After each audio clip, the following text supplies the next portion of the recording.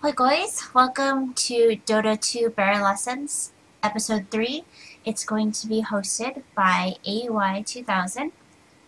He is a Dignitas player and he plays hard carry, which is role 1, and he is going to train me and be the coach throughout this whole series. So I'm megumixbear, and today he's going to go over a few things. To start off with, he's going to show me, what to do when creep spawn in the hard lane, being solo, item choices, recalling, positioning, and so forth. We'll go over more detail. If you can explain a little bit, Curtis, and help me out here, what we're going to cover today. Yeah, so today we're just going to go over 3 replays. We're going to look at 2 replays of Megumi playing the off-lane solo, and sort of starts as a sack lane, but it sort of becomes a 1v1. And we're also going to look at 1 replay of myself playing a sack lane, and we're going to try to work on 7 points for this episode. So 2 of those sort of are before the creep spawn, item choices and what you should be doing. We're going to go over the positioning thing again from last episode, was like how you position yourself. This will happen a bit more in the 3rd replay of mine, but we also want to look at how to waste the enemy support time. We're going to look at getting experience, getting gold when you're in a sack lane, and we're just going to talk about some theory about winning the off lane. I'm also going to cover, as a general thing throughout the thing, how you should be harassing the enemy and when you should be using your spells to harass and stuff like that. And then make sure you guys, for the coach's perspective, please make sure you head on to it's AUI_2000. He's going to show you more from the coach's perspective, as I have on my overlay shortly when I launch the game. And also mine is going to be student perspective. So, if you do want to learn more, we are going to continue this. It's always going to be at 8 p.m. Pacific Standard Time on Thursdays. And he also streams often with heavy commentary, so be sure to check that out as well. And then without further ado, I believe he's going to share his screen, and we're going to see it from his perspective to, like he mentioned, break down those 3 replays.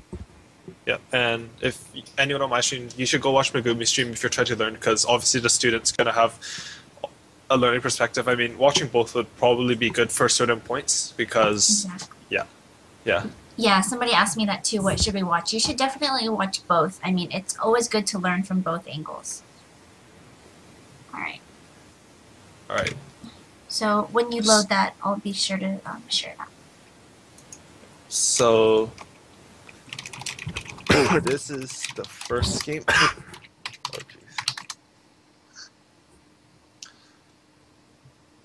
okay, so this is Priestess of the Moon game that Megumi played yesterday, Wednesday, Tuesday, someday. No, I actually played it yesterday just to make sure I prepared.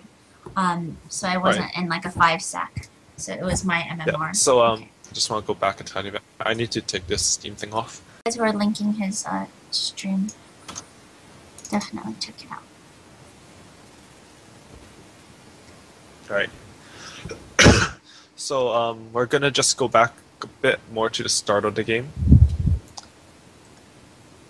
Okay.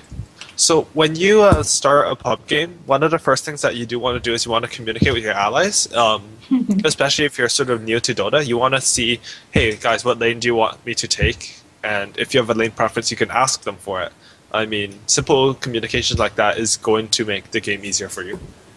So one thing that, and it's also really important because if you're mid, you want to just be sort of going with your allies to check out your short lane, or just standing mid waiting to block creeps, whereas short lane you want to definitely be out here checking, scouting the lane, and off lane you also want to get down to place wards as fast as you can, or scouting. You don't want to just be sitting in a fountain waiting for everyone to pick, waiting to see what lane you go in. So that's one of the problems with this game, is that I think Megumi didn't really know which lane you were going to. Yeah, when you're saying that, definitely. I played this. This was my first time ever playing Mirana or Potom, and in the beginning, like you said, I didn't communicate because I was tabbed and it was too late at night. And you'll see, I go in the wrong lane. Yeah. So another thing is that you want to also know your lane so that you can do some basic item choices for your hero. In general, short lane or the side lanes, you're going to get On a hero like Palm, you get a Ring of Protection, a Tangle, a Salve, and depending on where you're going, you'll either get branches or branches and an extra set of regen. So this game, you actually choose to go boots first again, I think. Yeah. Do I? I'd also like to talk a little bit about Magic Wand as a Magic Stick as an item. So Magic Stick is actually a really bad starting item for the silent, just because you can buy it from the shop. It's so readily accessible for 200 gold. And by the time you farm that 200 gold, like between the time you start and the time you farm that 200 gold to buy a Magic Stick from the side shop, maybe 1, maximum 2 spells will have been casted. Okay. So it's sort of a not very good starting item. Like if they cast 3 spells in lane, then you're gonna get 45 HP, 45 mana. That's less HP than 3 branches will give you, and only 6 more mana. If you account for the regen that the 3 gives you, is probably less and significantly less than the HP. Okay. A little bit cheaper. Yeah. Sure. Sorry, Just a question on that. Since this game I did random, and then I got the random gold, and like I said, it's my first time going bottom. What should I get ideally then if I'm like suicide line solo? If I don't have random gold, and then if I do have random gold. For no random gold, I go 1 Ring of Protection, 1 Tangle, 1 Salve, and 2 to 3 branches. If you get 2 branches, you can add in +1 Tangle. That would be the sack lane sort of thing. The reason you get the Ring of Protection is if you notice your armor's quite low, you want to be able to trade hits with the enemy support, be able to harass without taking too much creep damage, and Ring of Basilius is just a really cheap. 10 clicks. Yeah, it's a really cheap +6 damage, +3 armor, and it gives you some mana regen as sustained in the lane for only 325, which can also be bought from the side shop. Got it. So, you can also turn it into Tranquil Boots, which is going to be useful if you're sort of in a dominant position and you only need regen in order to force them out. Okay. If I have random gold, I still like starting with similar items. I like starting with 1 Basti Ring, 1 Tangle, 1 Salve, and 3 branches. Okay. So something about item theory in Dota in general is that more expensive items cost more, are less efficient for stats, but take up only 1 item slot. So at the start of the game, you want to sort of use as many item slots as possible, because an Ironwood branch is going to be the most effective stat item in the game. Okay. Yeah, so those should be your starting items. If you're solo mid, you want to get a bit more damage because you're contesting for last hits. So if you have random gold, I'll start with like a Wraith Band, 3 branch, Tango Salve. If you're not random gold, I'd either Bottle Rush or still start with a Wraith Band and a regen, or just 2 Slippers, 2 branches, a Tango, and a Salve. Okay, so basically, I guess the point is for hardline solo, I just want the most sustain as possible. Yeah, you want a lot of regen because you're going to be trading hits with their support. The support has to buy stuff like a chicken, sentry wards, observer wards, so they can't really afford as much regen as you. Okay. So you're going to just be able to continually trade hits and sort of force EXP. Got it.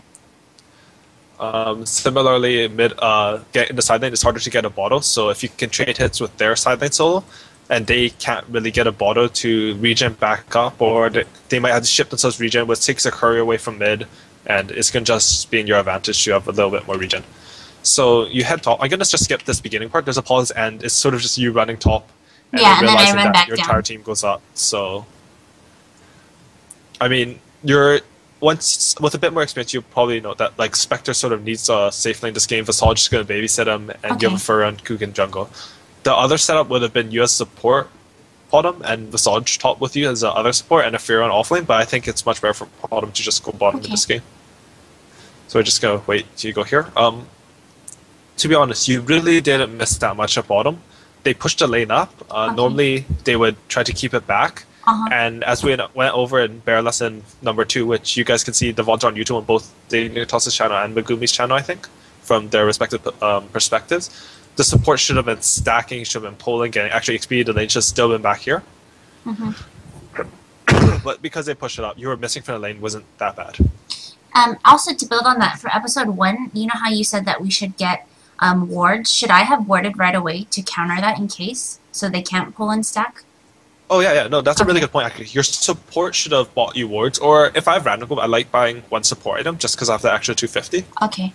But in like normal gold, it's really hard to afford wards as an offlaner because you're Okay. already put in such a bad position. So support should buy you wards.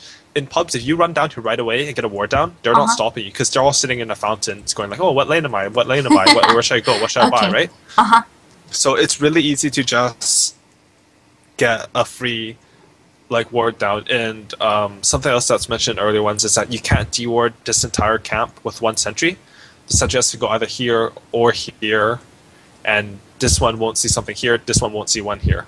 So getting there before they can see where you're warding is also really good. You'll find that even if they try to counter ward you, sometimes they have to waste 2 sentries, which is just another 100 gold loss for them. So going back to this game, you see that. Sorry, I forgot to talk about one more thing. Boots first is also not that good. Uh-huh. The only reason you would get boots first is if they have a really long slow, like Venomancer, Okay. that if you can survive it, you're going to get EXP and stuff. But it's very rare that boots first will be better. Okay. Oftentimes, even if you escape faster with boots, you take more damage and you don't have as much regen because you bought boots. So the harassment, even though you took less, is still worth the same. Got it. Would that be the same as going against Tide with his Q? With his Tide's Gush. slow? Yeah, Gush. I think it's very, very rare that you would get boots first. And Okay. against a Tide, you definitely wouldn't. Okay. I would, like, the only heroes I would get boots first on, I think, is, like, Bat Rider. And I'm probably, like, forgetting one. But the problem with boots first is also that you don't do any damage. Like, you didn't get any stat items in this, so you do 43 damage. They both have a significant amount of damage on you, so in theory, you should not have this one last hit. They should have been easily able to deny that. Okay. And if you're trading hits with a support with that low damage, you're not going to do anything to them either. Okay. Because, I mean, moving faster doesn't make you stronger in a direct A-click fight. Yes. Okay. And let's resume. So we're just laning here. You do want to be harassing as much as you can. But you want to remember that as an offlane in a 2v1 situation or 3v1 situation, your goal is to get EXP, last hits if you can, but your goal is just not to die. And all you have to do is get more EXP and gold than the other offlane and you're winning. It doesn't matter if you're level 1 with 100 XP and it's still beating the other offlane who's at like 20 EXP with level 1. So. Okay. And what you said actually makes sense because it was hard for me to last hit with my so little damage. Yeah. Especially when the tower was hitting it. Yeah, for sure. And if you know the boots isn't really helping you do anything, it hasn't really helped you get more harassing. If you do decide to get boots, the only really real way to reutilize it is you sort of go around the side and you keep harassing them from the side. Because you don't draw creep aggro if you're outside of 500 AoE from them. Got it. And you can just right-click them from the side and sort of kite them around, but it's really hard to do when you have 43, 45 damage, because you're right-clicking them, but they have a stout shield and they just ignore you and they hit creeps. Yeah, I noticed that in the game, actually. I was like, why am I doing so little damage? But I kind of just thought it was her, because I never played her. Yeah. So, I mean, you're getting a lot of EXP at the tower, actually. Like, you're way over-leveled right now. Honestly, you should be, like, level 1 right now. Maybe you get like 1 creep of EXP, but they sort of misplayed it. And yeah, I mean, stuff like that happens in Dota. You know so that when Tuss does that against Potom, because I've never, well, like I said, I've never played her, so I've never had this matchup.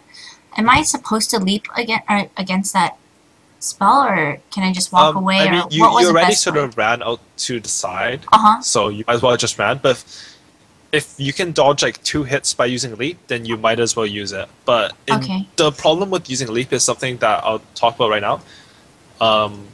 Since your leap is CD, as soon as his spell gets up, because, well, hypothetically, he should have a clarity and higher mana than this, he shouldn't have been spamming.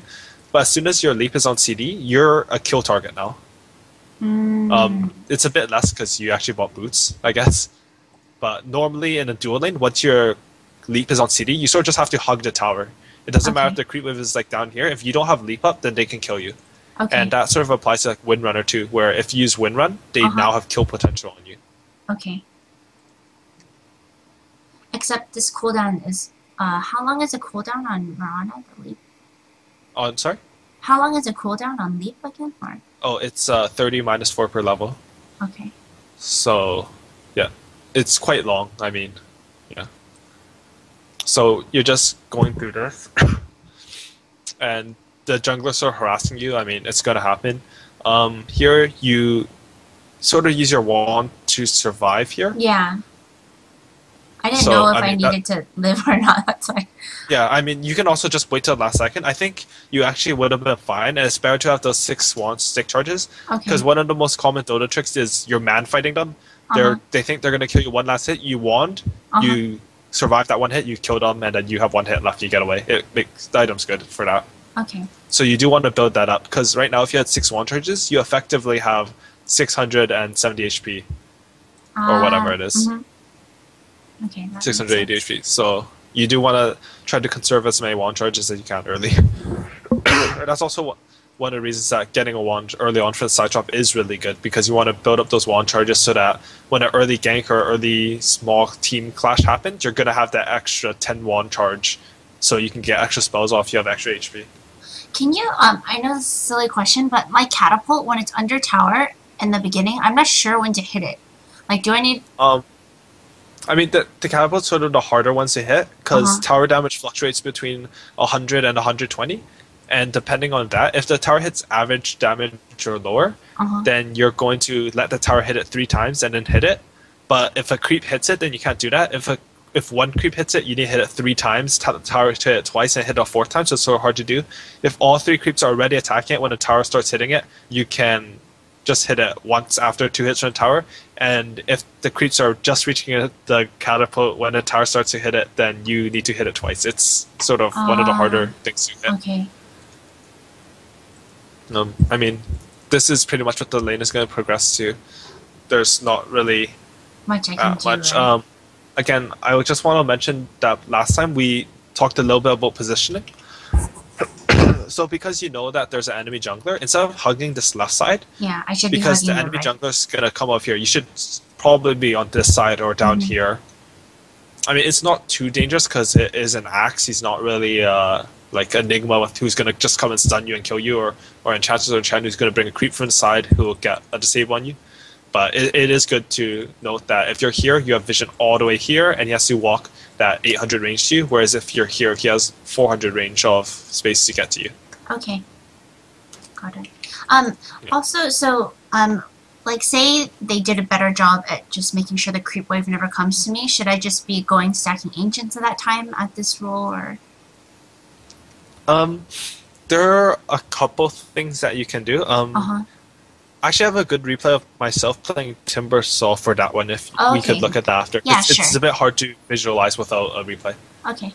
Got it. So, yeah, this is you were sort of in a semi-sack position, so it is sort of in the middle of a solo versus solo and a solo versus sack because it's a 1v1 after Magnetar left, but you started sort of 2v1. You start top, which it sort of mimics as if you missed the first wave, which is normally going to happen in offlane anyways. Okay. And you also now have an active jungle, which sort of complicates it. Something that I'd really like you to work on, if possible, is just harassing. You want to, so like right-click him here. You want to move here, and then you can get another right-click off. He doesn't have boots, so you're going to be able to get that second right-click off. Okay. I think So I'm right here, too you can be scared right-clicking of him. the aggro. Like, I don't know where to really position myself, but that makes Well, sense. something to note is that you also want to know how creeps move. So creeps only move at 325 and move speed, whereas you're a bit faster. So if you attack him, animation cancel backwards, the creeps aren't going to hit you more than once. Okay. And you're trading a hero damage of like 65 for creep damage of 21. Creeps also do normal damage, so they do less to heroes than heroes do to heroes. So no matter what, no matter who I play, or even if I'm harassing like a creep or like a hero, I should always basically be kiting, like get in that habit. Okay. I would say while you're learning, you should be moving after every attack. Okay. Even like you'll find that just moving after every attack usually puts you in a better position. There are some rare occasions during team fights where you just want to stand and right click. And sometimes late game, animation cancel will decrease your damage output, but early game, as long as your attack speed's like over like 0.8 or something, you're not going to lose any damage. Okay. So, Something else that we touched on that I just want to say again is that if you're harassing, say you are over here, he's over here, the creeps are in between you. Instead of right-clicking him right away, you have to move forward to right-click him and then attack, and the creeps are attacking you while you move forward. You or then right-click him because the creeps will only start attacking you when you right-click him. Got it. Okay, that's very helpful. Yeah. So, again here... Because I took so much damage from everything because of how I tried it. I mean, that was actually a really good lead because he used his ultimate. I'm not sure if you noticed it. You can hear a sound and he starts glowing. But if he hits his ultimate on you, it's going to be painful. It's a 4x crit at that point. It would bring you down to around 100 HP, maybe 70 HP. I'm actually not too familiar what he does, but I was just like, oh, he's probably going to do some spell. Yeah. Well, in Dota, if you see them start glowing or anything, just start booking if you're low. That's, I mean, with games in general, right? Yeah. That's why I was like, I don't know what you do, but I'm afraid. Yeah. So, I mean, that's just something you're going to have to learn over time, just what every hero does and what all the spells do. And it's one of the harder parts about Dota. There's just that knowledge gap that prevents players from learning. So we're going to just continue this. I would put the laning phase ending in this game around 1 minute from now, I think. So, just going to look at that. If you're casting a spell, you do want to hit with it. Okay. Like it's not CS, you want to harass and CS. Like, that's actually not too bad in that you're going to have to back soon, so you might as well get a creep, but you might as well harass them since you're doing it anyways, right? Okay. I actually tried, I remember this, and I was like, oh, I missed. I don't know my... I actually remembered this. Last night I was like, oh, so sad. No, I agree though. So, anyways, something else I want to just mention about Potom is that I really like Treads over Phase Boots. She's really mana dependent. Okay. And do you know about Tread swapping? Yeah, to swap the intel and all that. Okay, so Tread swapping is where you cast spells on int, attack on your primary attribute, and tank any damage on strength. That's the basis of it. The reason it works is because when you cast a spell, it removes a static amount. When you Tread swap, it sort of goes by percentage. You swap between percentages. So when you cast on int, then strength, then change to strength or agi, you're going to have used less mana than if you cast it on strength or agi. Why did you say when you attack, I want it on... Is it the green one? What is it called? Your primary attribute, whichever one gives you the extra damage. Oh, that actually gives me extra damage? Yeah, agi is going to give you attack... Well, your primary attribute, right? So Mirana's agi. So agility gives damage, attack speed and armor. Strength gives HP regen. Int gives mana and mana regen, and your whatever your hero's primary attribute is going to give you 1 damage per attribute point. See, I have to learn everybody's primary attribute too then. Okay. Yeah. So, I mean, at this point, it's sort of dangerous to stay in lane. You don't know where to access. He can actually kill you at 1 hunger at this point. Okay. 1 hunger plus like maybe a Tusker yoke, so it would probably be good to back. You have phase boots anyway, so you're quite fast, especially now that you're out of mana. That one was better. I mean, you hit him with it and stuff, but he can actually kill you right now if he just snowballed on you, used his wand, and cast his ulti. So he had enough mana, would kill you from that. Okay. So you do want to be aware. I mean, it's not worth dying just to get a little bit more EXP. And for that last hit, you actually should probably spam your phase boots in lane. They have a really short CD, and they're just gonna make you move around faster. Okay. So if you can ever get a last hit by moving a bit faster, you might as well. At this point, you should probably be going home though. He's really dangerous right now. And standing here, like, you're not getting anything right now, anyways. I mean, now that you have lead, it's a bit more okay to stay. But before that, it was sort of dangerous. Okay, so we're gonna end the laning phase there. Well, we'll just watch a bit to see how it ends. So Pudge starts coming to gank. You guys kill him, and I mean, once their short lane has been ganked, the lane's all the way pushed out. You really should be just going back and healing, and then going around doing something in a different lane. Okay. Unless the lane pushes up, because it's very dangerous, and kills are important not so much because of the gold it gives. You give like 5 creeps of gold, which isn't a big deal, but the experience is pretty huge. You give like 2 to 3 creep waves, which puts them 1.5 minutes ahead in terms of EXP. Okay. So we're going to look at our second replay now, which is more of a 1v1. Um, I was against Sniper, right? I think? you're against a Dragon Knight. Oh, Dragon Knight. Oh, okay.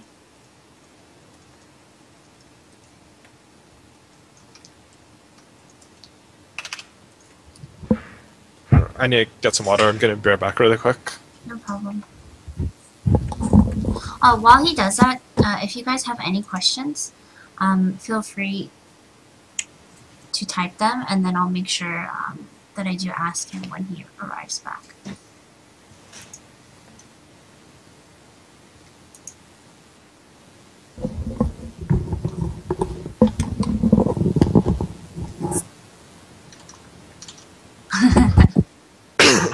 Okay. Oh, you're so fast. Okay, never mind.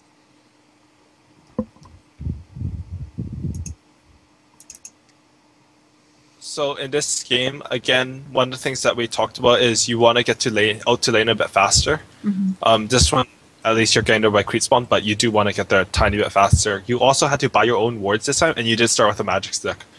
Okay. I'm actually going to talk quite a bit about how this magic stick affected your lane. For some reason, Dota is bugged, and I can see a DD on you, but you get that later. Oh. Okay. So you get to your creep wave, and you do get the block off, which is good. But if you get out right away, you can get your wards down, and then go back and get the block off. So, yeah. So in this case, I shouldn't be the one getting my wards, like you said, or... Oh no, you should definitely have a support buying the wards for you. Okay, yeah. I mean, you guys actually had 2 sets of wards this game. You generally don't want to buy 2 sets of observer wards unless you have a very specific strategy to ward their extra neutral counts. Because division doesn't do that much early. But I mean, yeah, it's you should probably just go on items. Okay. And then in this case, if I'm Windrunner and off lane, what item should I get? Should I get the same as Potom? Oh yeah, Windrunner is very similar to Potom. Okay. I guess I should mention the for melee heroes, you would just substitute a ring of protection for a stout shield. Okay. And the only other offlane heroes I can think of that are sort of different from that are Enigma, Furion, and Batrider. Batrider, I actually like to get boots first. Furion, you would get some more mana pots. Enigma, you would get more mana pots. Okay.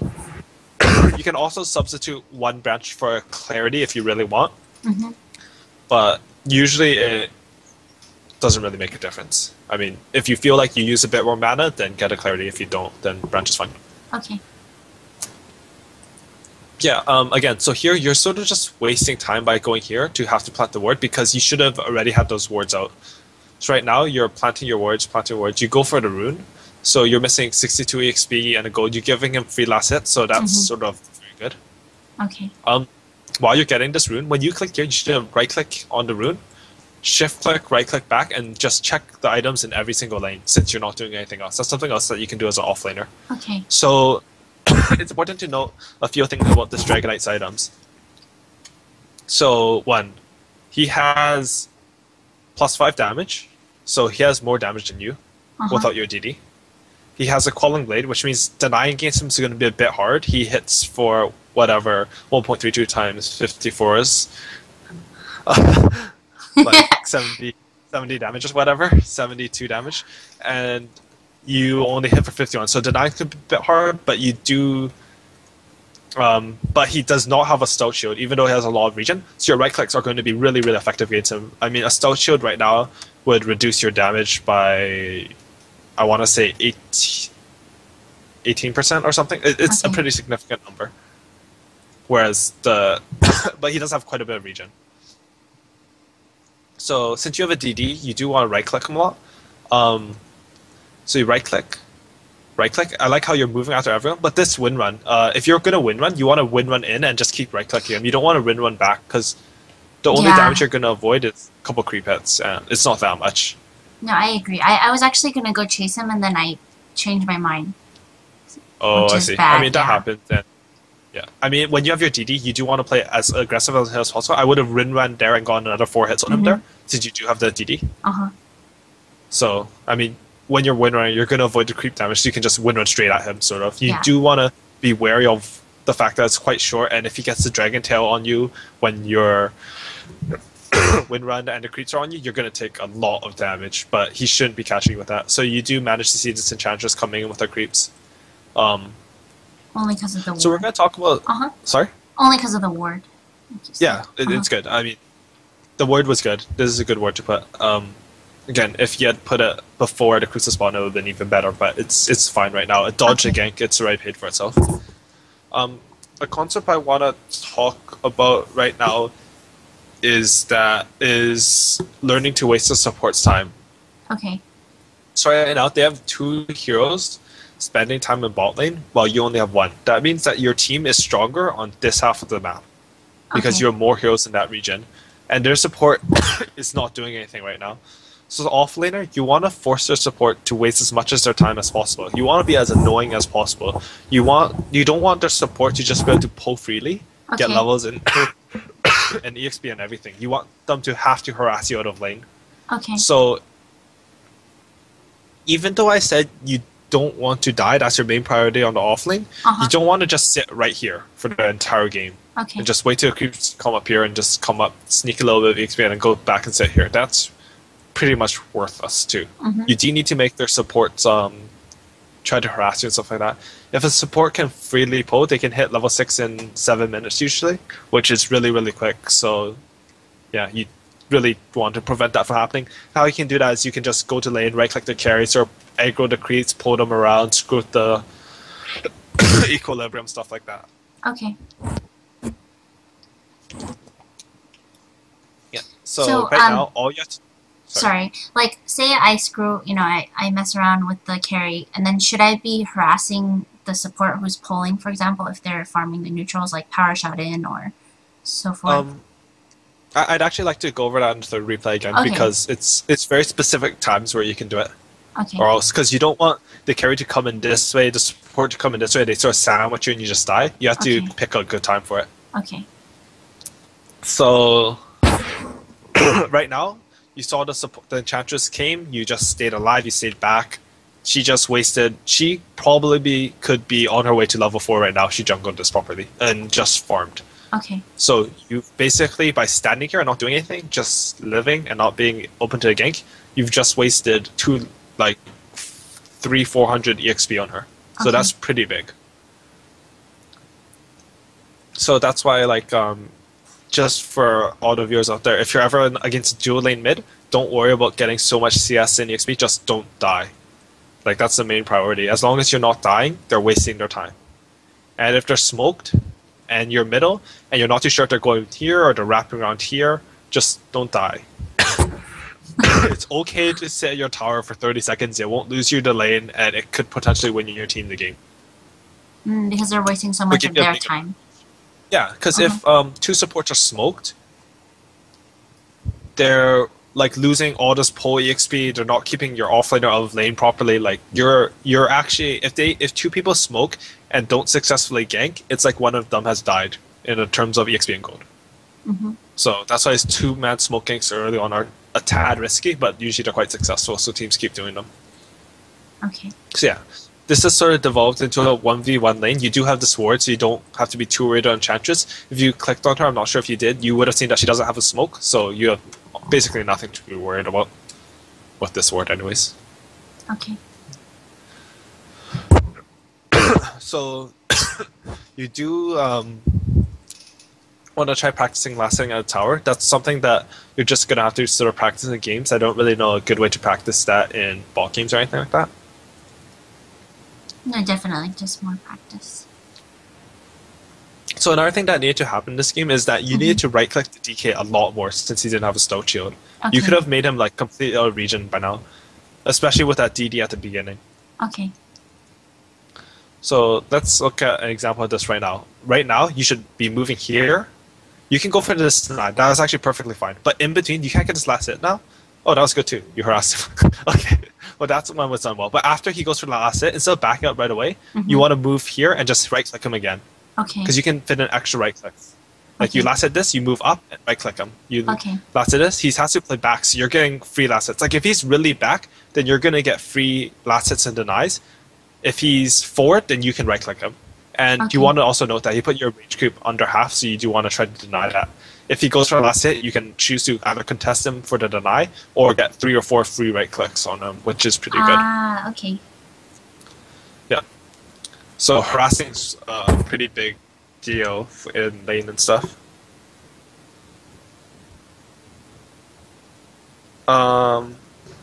Yeah, I mean, that's pretty much going to be the 1v1 lane. You want to harass them as much as possible.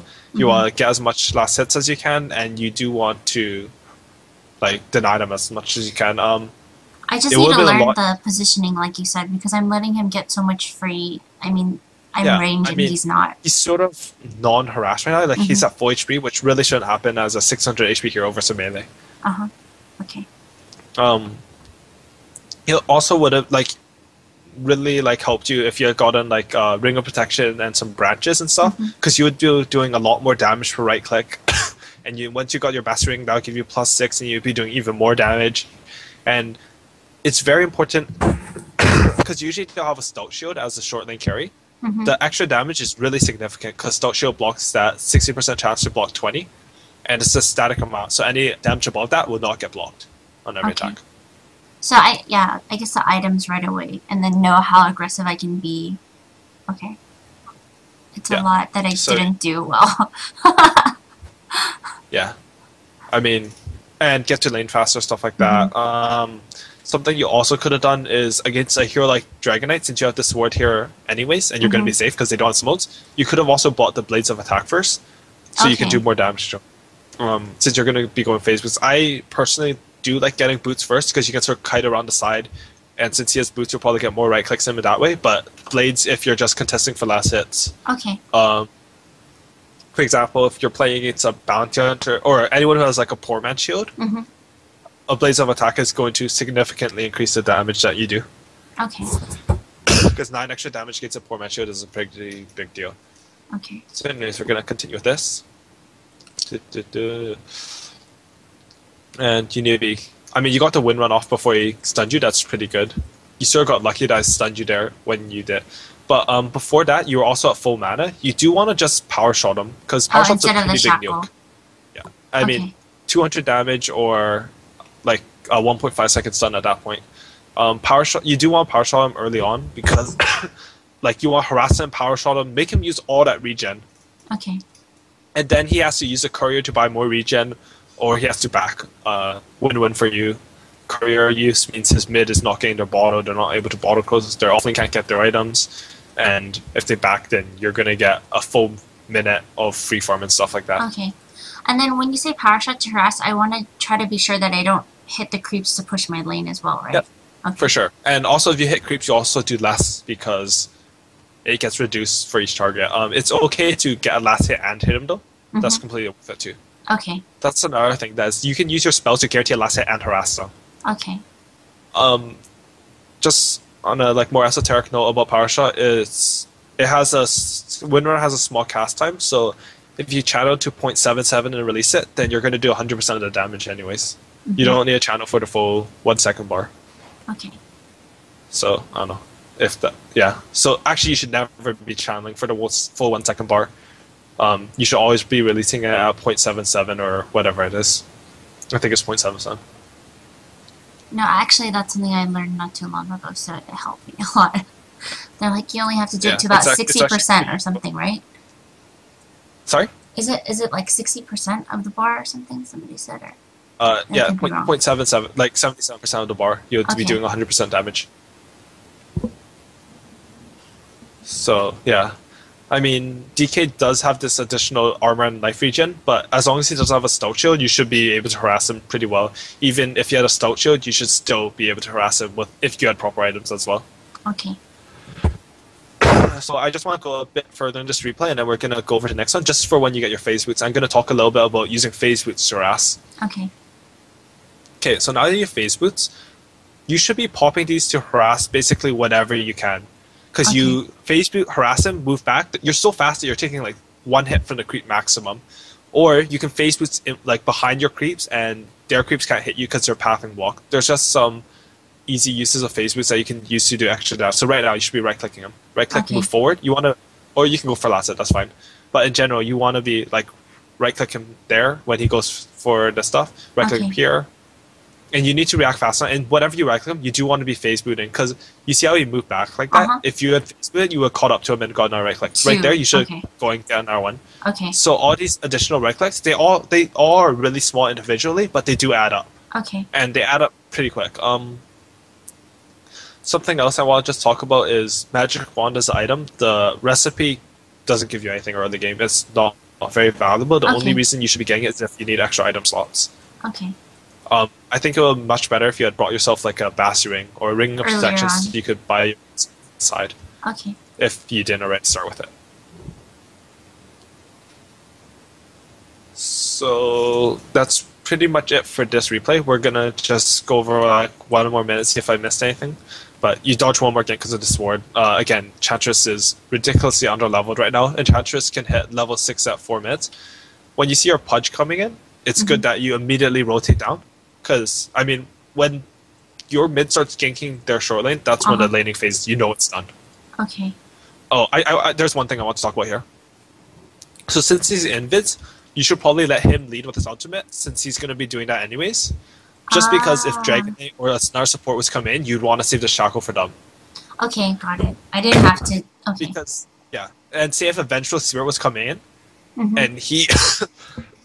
and he was biting her, if you still Shackle Shot up, you can prevent the Venge from stunning the Pudge. Whereas right now, you can't really do much. Okay, that makes sense. I also want to talk about, like, ganks in general. The ideal damage done to them is you hit, you cast a spell, and then you hit. I think I mentioned this before, so your hit can recharge. Power Shot's a bit different, and long-range spells in general, because you can Power Shot first so that it gets off CD again faster, so you can get a second one off, since it's a really short CD, really long range. Or the other way you can do it is sort of, since Power Shot has sort of a channel time, you can hit them, and then you Power Shot at the very end. Personally, I like to Power Shot at the very start in situations like this, just because getting off CD might mean if the DK sort of rotates in to help, you still Shackle Shot off, you Shackle him, Pudge continues to rot the DK, she's already dead because you Power Shot him, you dismembered him, you hooked him, she like instantly dies from that, and then he rots him, you get a second Power Shot when the DK is only like here, and you kill him before you can get really under this tower. Okay. So, yeah. That's... No, but that makes sense, because if I saved it and somebody stunned him, like you said, it would have just cancelled it. Okay, those are things I mean, it wasn't too bad to go for it. If Pudge wasn't invis, then it would have been perfect, but since he was invis, then you want to let him start. Another thing is that you definitely should Power Shot at the start, just because they do have a silencer. If they were on voice chat, she could have been like silence, and then they could have possibly helped her out by... The silence goes off, she gets her hero off, DK comes in and stuns you before you can get Power Shot off. She could have potentially lived there, actually. Okay. So yeah, now we're just going to look at our third and final replay, and after that we'll just be taking any questions that chat has. So this is a game of myself playing Timbersaw, and it's a 3v1 situation. Okay. Which is sort of common as you get to higher MMRs in Dota 2. And this is a sack lane, it's just a sacrifice lane. Okay. So, one of the questions that you asked was, what do you do if they're keeping their lane very steady near the tower? Yeah, like... One thing that you can do that's sort of risky is you can feed them a kill, but pull the lane aggro out so that your creeps start attacking their creeps and their lane pushes. So... you start getting EXP even though you fed them one kill. I don't like doing it for first blood, but if you can do it for like your team or their team has already got first blood, it's sort of worth it if you're getting EXP and gold for it. Level 1 heroes don't give that much EXP, they don't give that much gold. But it's really risky, and it's probably something you shouldn't really try to do. One player that really does that well, Light Heaven, ex Navi, he did that a lot of games, and people are like, oh, Light of Heaven feeding, but I'm pretty sure he's doing it on purpose to get the lane out. This game, I did that, but I didn't do it on purpose, but it worked out for me. So it's more of an afterthought. Hey, that worked out well, but because I'm not that experienced on offlaner, but I'm sure that someone like Universe or someone who plays offlane would have known that that would have been pretty good for him. Okay. And I think so. Okay, so again, I get my stuff immediately. I'd random go to like buy myself a set of orb swords. If you a random guy just like I opened the support, and note how I'm able to sort of get these wards down before their supports are even able to come. So now they wouldn't know exactly where to place the sentry. Yeah, like they wouldn't know where to place it here or here or here. Okay. He does guess right in this game, but he had a 50% chance it's going to happen. Okay. No big deal. And I actually placed this ward in vision, which is terrible. I should have clicked them, seen it as sentries, and just like, oh, save the ward. Maybe place it here out of vision, or went back and placed it here somewhere else. Okay. But I don't think he counters that one anyways. Yeah. One thing that is sort of not very good is this ward is the most commonly countered one. So sometimes you do want to avoid placing that one. There's like you can place a ward here to see where the supports are instead. It doesn't give rune vision, but it's not countered to put a sentry here or like here, because those are some common spots that they'll counter with. Okay.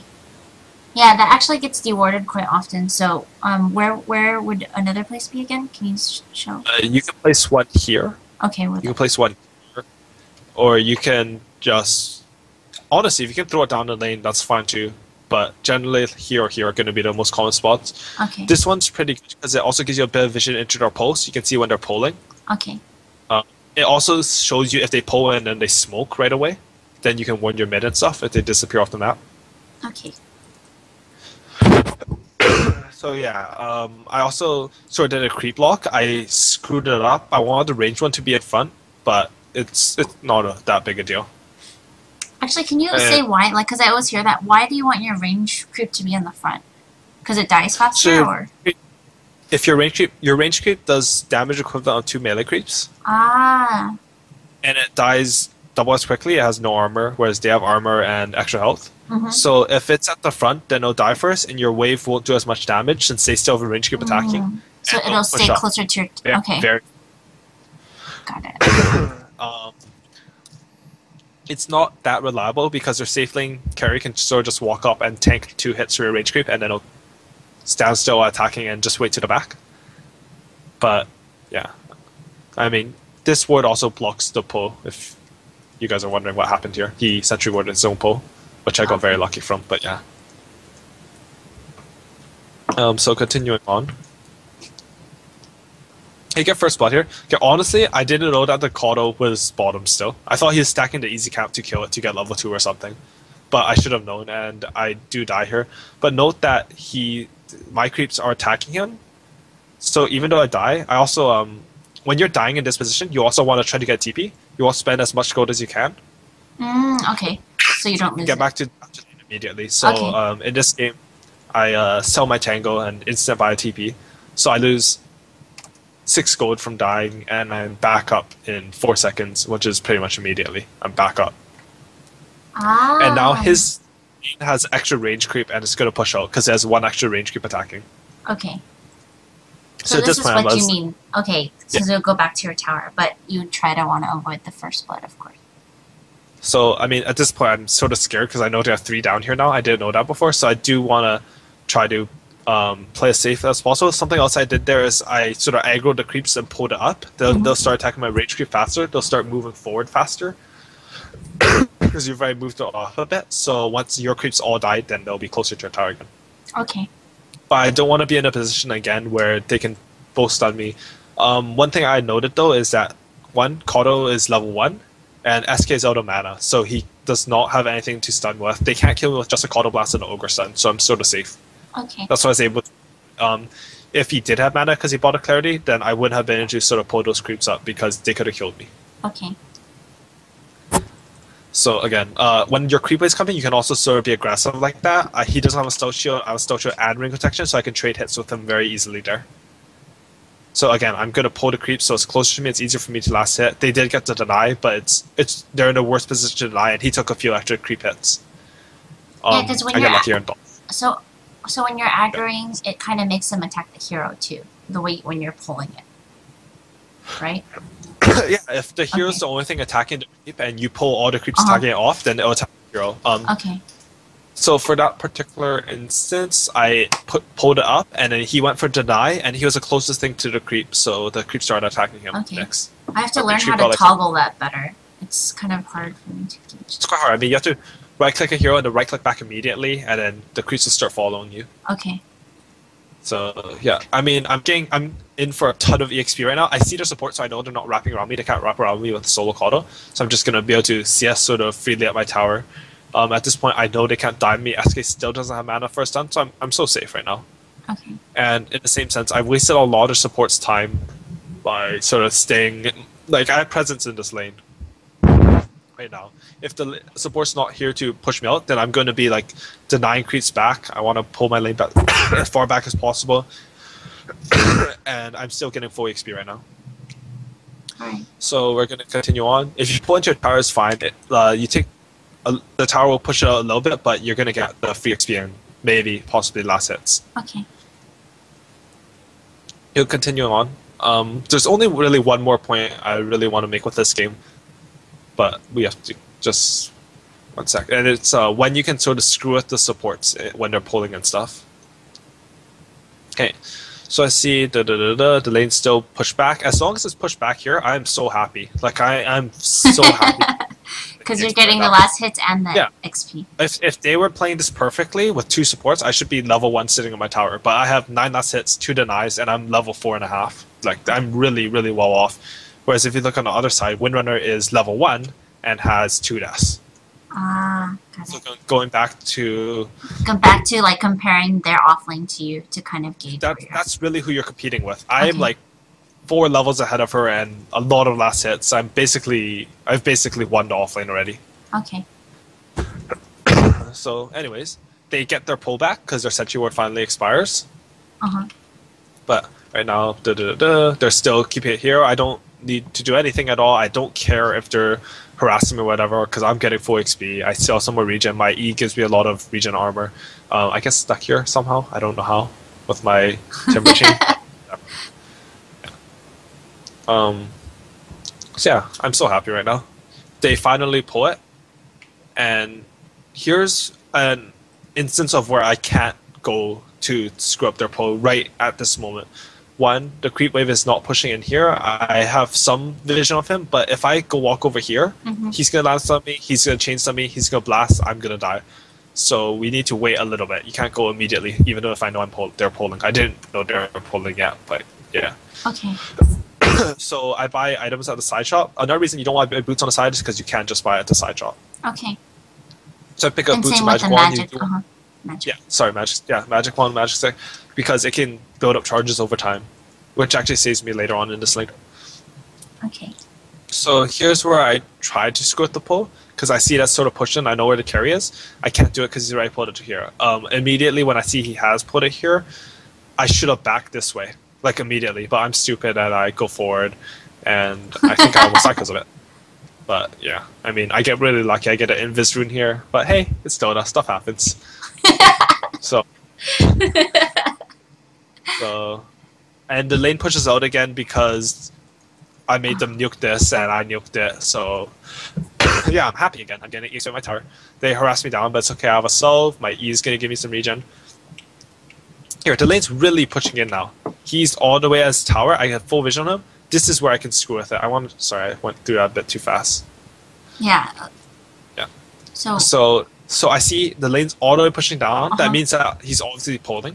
Okay. He's pulling the... And I'm thinking, oh, hey, so since they already pulled it last minute, this has to be a single pull. The only way to keep this from pushing out is if they double pulled it to this camp. So if I disrupt their pull to this camp, then I'm going to get at least 2, 3, 4 waves of EXP before this camp respawns and they can pull it back again.